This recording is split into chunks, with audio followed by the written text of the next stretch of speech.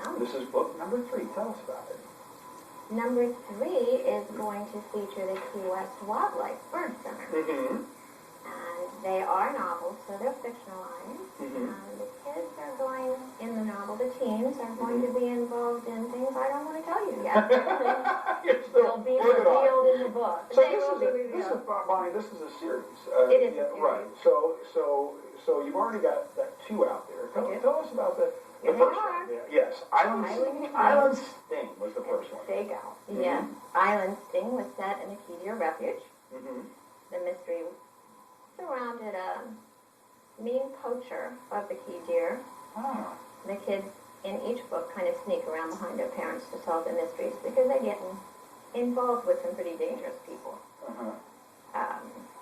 And this one won the Electronic Publication Industry Coalition Outstanding Children's Book Award for 2011. How about that? That is outstanding. Wow. Yeah.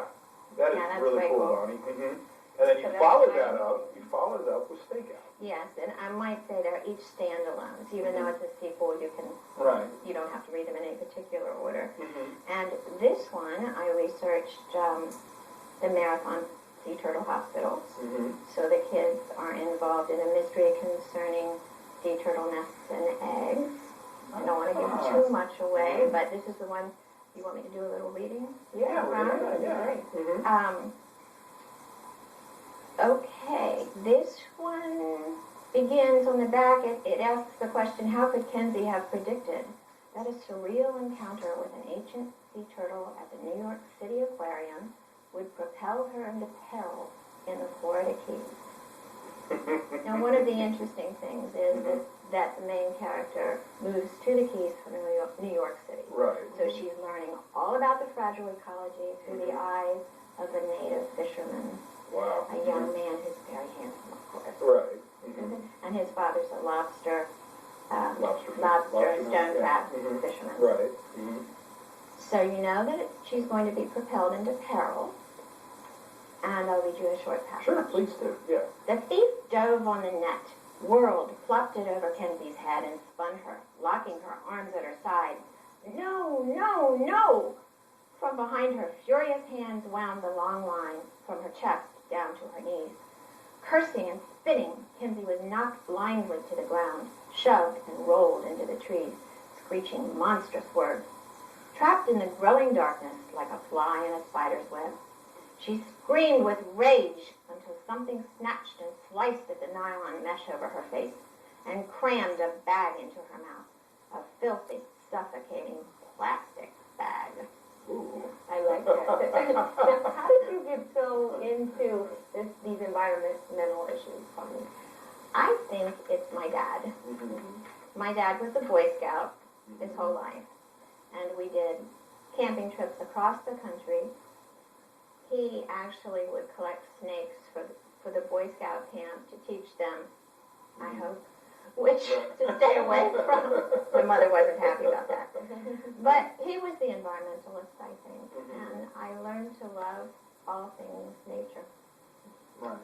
And that love obviously comes down to the Florida Keys, where your books are set.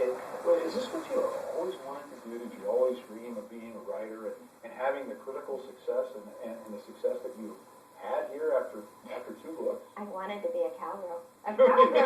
I like it. I did. I wanted to jump on my horse, ride around, catch the bad guys, and put them in jail. Right. Well, it just didn't pan out. So now I write about kids who ride their bicycles all over the islands with their cell phones and their cameras, catch the bad guys and throw them in jail. Yeah. A little vigilante group. Right. Obviously, when Children's Awards, what's the recommended age for reading this year? At least 10. At least 10. 10 to adults. Right. Yeah. I think you can still be a cowgirl here in the future, Bonnie. You can still do it, right? Be a cowgirl writer. I'm riding my bike all over town interviewing people for the next one, so yeah. Are you going to have Tommy Sweets in the book? Well, someone who does his job will be in the book. I have to tell you, may I tell you a quick story about Dr. Mater? Mm-hmm. I just heard this. I had a signing up at the Key Deer Refuge, and I overheard this conversation because many of the Turtle Hospital personnel were there.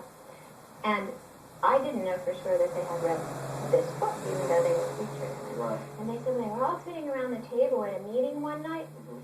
and saying, I think I was so-and-so in that book. I think I was so-and-so in that book. And Dr. Mater kept working away, never lifted his head and said, I was Lily.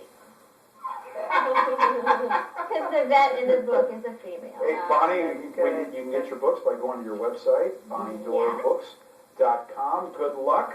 Highly on the new one. recommend Thank checking you. out They're Bonnie's here at book. Bookstore. Island Bookstore, too. Thank you so The much. last bookstore in The last town. bookstore in town, Island Bookstore. Thanks, Dan. Thank Bonnie. you. We got to take a break. Don't go away.